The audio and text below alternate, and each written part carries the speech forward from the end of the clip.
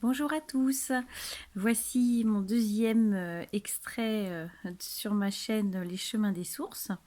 Je vous remercie de toute l'attention que vous me portez et de vos messages que j'ai reçus en privé. Et je pense qu'il est important que je me présente, savoir qui je suis. Donc je suis Aurélie Tanter et j'ai eu un DUG de psychologie à Brest. Ensuite, comme j'étais frustrée d'être sur les bancs de la fac et de ne pas pouvoir pratiquer, j'ai donc fait des concours pour être infirmière.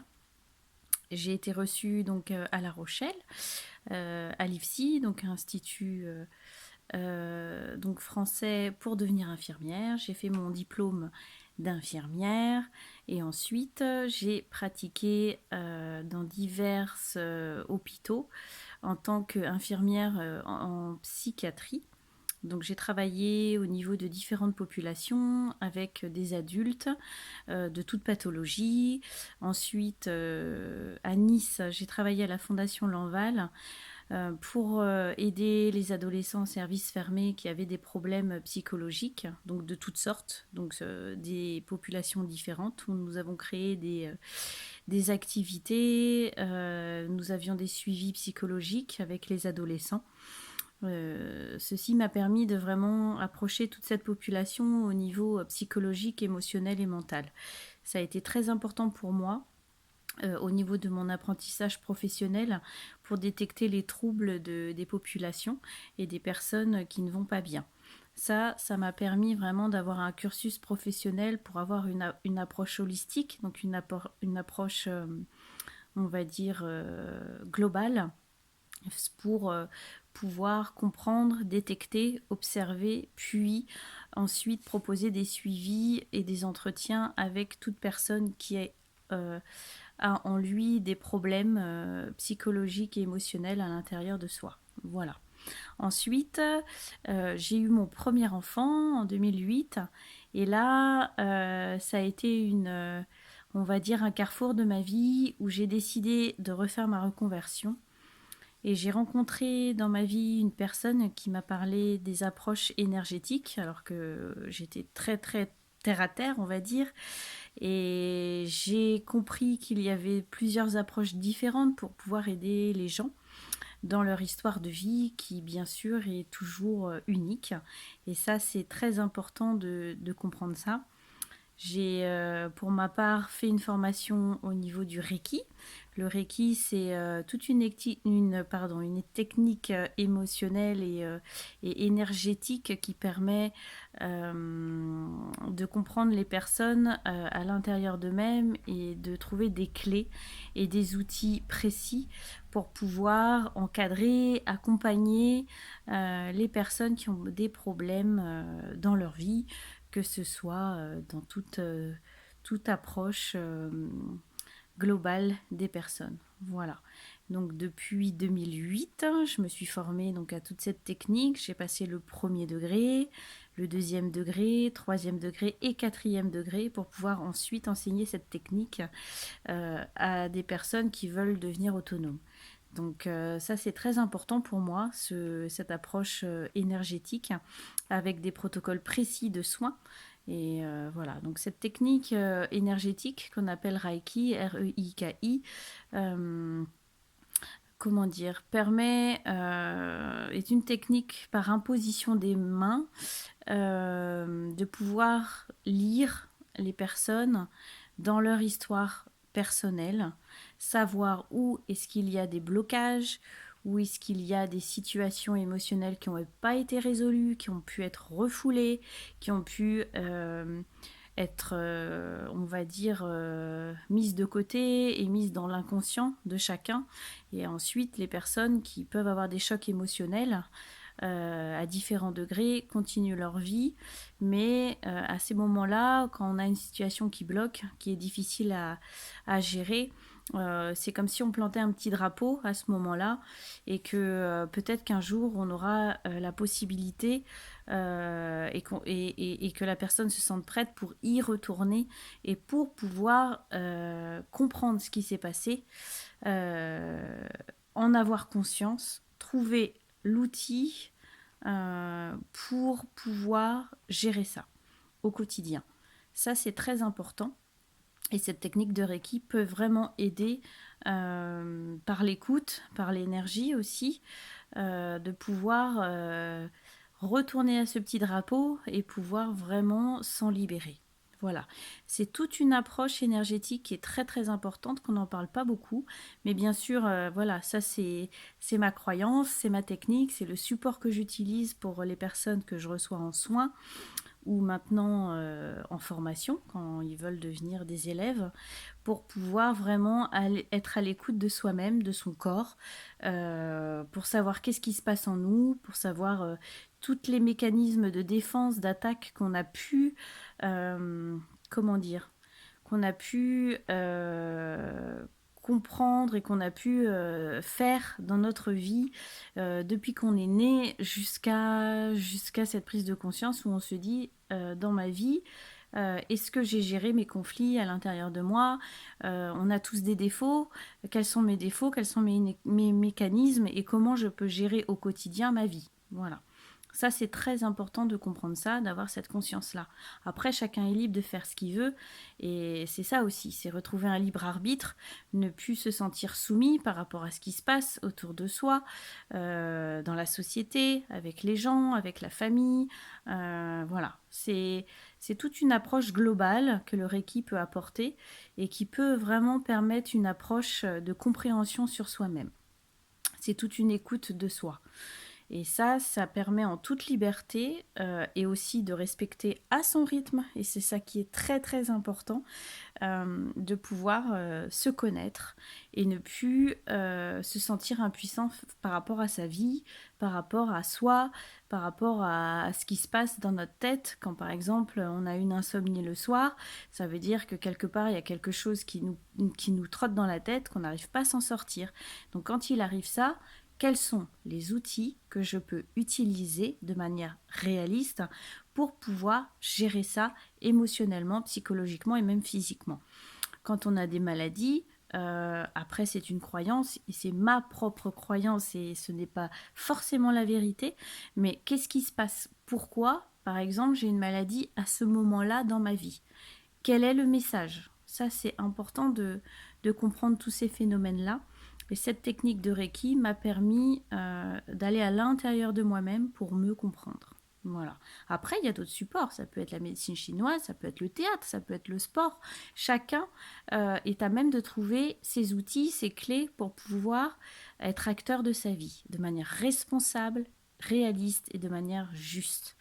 Et c'est aussi ne pas laisser faire ce qui se passe dans la vie.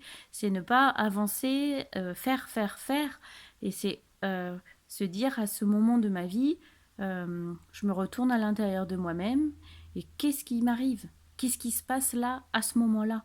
Et comment je peux y remédier?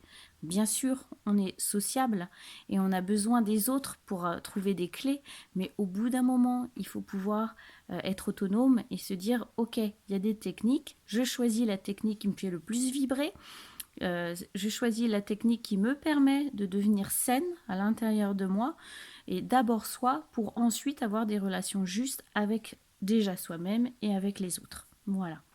Donc ça a été une super approche pour moi au niveau du Reiki, surtout qu'en tant qu'infirmière, je retombe sur mes pattes, c'est complémentaire parce que cette technique qu'on acquiert en tant qu'infirmière, de pouvoir comprendre les gens, de pouvoir de manière réaliste aborder tout ça, permet avec le Reiki d'avoir voilà, cette complémentarité et de relationnel avec les gens.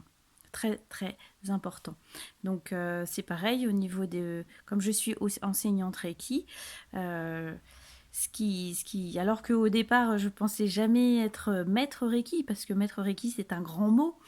Maître Reiki pour moi c'est ne pas, c'est comment dire, c'est essayer au jour le jour dans ma vie de pouvoir gérer, de pouvoir maîtriser ma vie au mieux avec mes valeurs, mes convictions, et ne pas me laisser enfermer par des convictions autres qui ne sont pas les miennes. Donc je reprends mon pouvoir, attention, hein, le mot pouvoir, c'est je reprends le rayonnement de ma vie. C'est très important de pouvoir penser ça. Et à partir de là, voilà, on avance dans la vie de manière beaucoup plus sereine. Et voilà. Donc ça, c'est très important. Si vous voulez en parler, hein, vous n'hésitez pas à m'envoyer des messages privés. On en reparle ensemble. Mais toute cette approche, pour moi, est essentielle dans notre vie pour pouvoir être autonome. Voilà. Ensuite, je reçois aussi des personnes maintenant qui sont malades, qui ont des cancers. Et du fait de ma technique énergétique et surtout infirmière, ça me permet d'accompagner les personnes avec une approche et des conseils au niveau du confort de la personne. Et ça, c'est important parce que quand on a un cancer, ça peut être très grave et on peut être très fatigué, on peut vraiment ressentir des doutes, une inutilité, une impuissance face à son corps qui, euh, qui peut vraiment apporter des symptômes très douloureux, pardon, très graves. Donc à partir de là, je reçois des gens qui ont des chimiothérapies, des radiothérapies et on fait un suivi de ce qui se passe émotionnellement. C'est très important d'accompagner les gens et les personnes et chaque personne dans ses problèmes psychologiques. Voilà. Ça, c'est aussi une approche que j'ai et qui est très très importante pour moi. J'accompagne aussi les personnes qui sont en fin de vie et qui sont dans cette approche, qui peuvent être dans le déni de fin de vie, qui peuvent avoir des difficultés, qui savent que le traitement ne peut plus suffire. Donc comment la personne peut s'en sortir, comment elle peut aborder aussi tous ces problèmes psychologiques à l'intérieur de soi. Et ça, c'est pareil, j'ai fait une formation avec Jalmalv, qui est donc une association d'accompagnement de fin de vie sur Saint-Nazaire, pour pouvoir aborder de manière précise et au niveau technique et émotionnel toujours ces personnes qui sont vraiment à l'approche de leur détachement de vie et c'est très très difficile à aborder en effet. Voilà. Donc voilà, moi je reçois à la maison, j'ai un endroit où les personnes peuvent venir, elles savent que je suis là, elles peuvent me poser des questions et on peut faire des soins, des suivis, des accompagnements, de tout ça. En parallèle aussi, je suis coupeuse de feu et moi, en tant qu'infirmière coupeuse de feu, j'y croyais pas. De manière personnelle, ma maman a eu un cancer du sein, elle en est complètement guérie. Elle avait donc parlé avec son oncologue, puisque au niveau de la radiothérapie, ça lui brûlait, au niveau des zones de radiothérapie. Et cet oncologue lui a dit, juste comme ça, qu'il existait des coupeurs de feu, savoir si ça marche, si ça ne marche pas. Chacun fait son expérience et je ne juge personne sur ses croyances, très important. Et ma mère a fait donc des séances donc de soins au niveau de coupeurs de feu et ça lui a permis de retrouver un confort, à savoir que la cicatrisation des plaies a augmenté, elle avait moins de douleur et après ce n'était pas à 100% et ça je préfère le dire, c'est très important, c'est pas miraculeux mais c'est trouver une aide à un moment précis pour savoir que je ne suis pas impuissante totalement par rapport à tout ce qui se passe. Voilà. Donc ça, ma mère a donc eu ces séances-là qui l'ont vraiment aidée. Et ensuite, nous nous sommes fait initier par cette personne-là à retrouver ce don de coupeur de feu. Et c'est pareil, j'accompagne toutes ces personnes-là en tant que coupeur de feu. Donc ça peut être... j'ai été au Grand Brûlé à Nantes pour aider ces personnes-là. On peut m'appeler à distance pour des brûlures. Pour donc des personnes qui ont des cancers au niveau de la chimio et de la radiothérapie, pour pouvoir accompagner au niveau physique et au niveau émotionnel. Voilà, c'est tout un parcours au niveau des aides que je propose et qui est essentiel pour aider les personnes qui ont des souffrances physiques, psychologiques, émotionnelles. Voilà, donc comme ça, je vous décris un petit peu qui je suis, c'est important. Et puis au fur et à mesure, voilà, cette chaîne YouTube qui s'appelle Les Chemins des Sources va pouvoir s'étoffer un petit peu des ressentis que je considère justes, mais qui ne sera pas forcément juste pour vous. Et c'est important d'avoir ce dialogue-là, cet échange-là pour approfondir nos ressentis.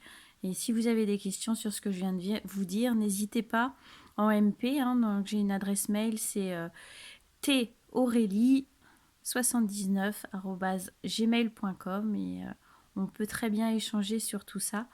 Et voilà, comment dans notre vie trouver ces clés qui nous permettent d'être au mieux avec nous-mêmes et avec les autres. Voilà. Et bien, je vous souhaite une belle après-midi, une belle fin d'après-midi et je vous dis à très bientôt pour un autre sujet parce que là, j'ai fait ma présentation, mais on va parler d'autres choses, hein, de plein d'autres choses et qui seront complémentaires, variées.